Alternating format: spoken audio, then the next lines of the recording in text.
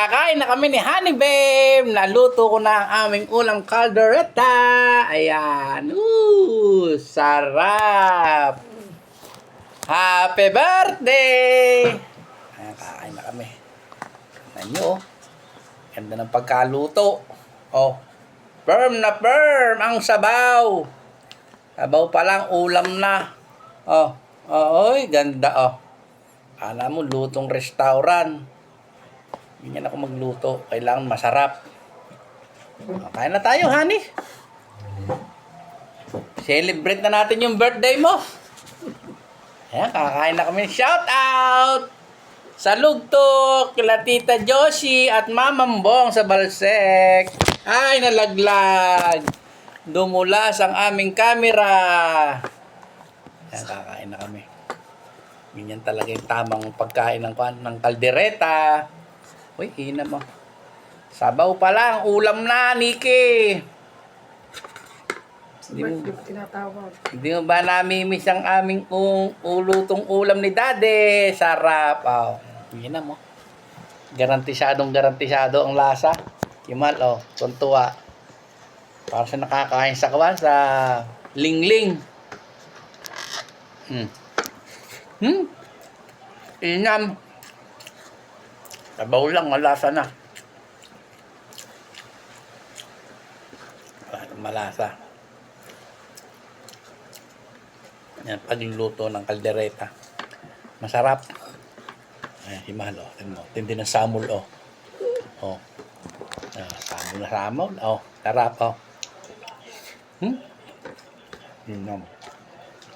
Kahit sabaw lang ang iulam mo. Confirm na confirm.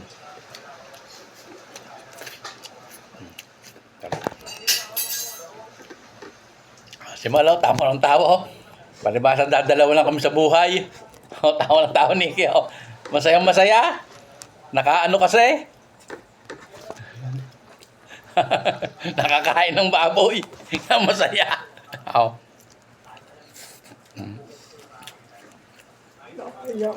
Shout out sa buong mundo. Patatas, sarap. Patatas. Sarap naman ang ulam nila margarine. Sa kanila, tol. Ay, ano pala, naalala ko tuloy si Margarine.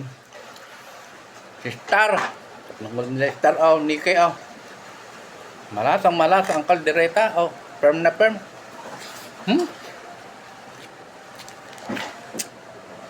Saka meron kaming buko. Ano, buko, oh. Buko. Buko yan. Buko. Sarap. Ay, Mark, shout out! Inam. Malong kakain, no? Sabaw lang ang lasa. Parang kang kumain sa kwan sa 5-star hotel.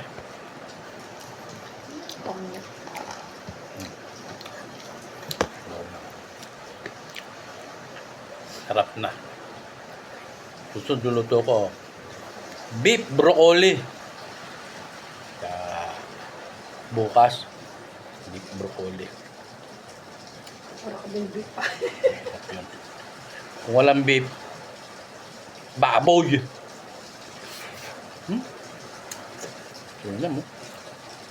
Firm na firm ang lasa. Shout out! Matalong pa.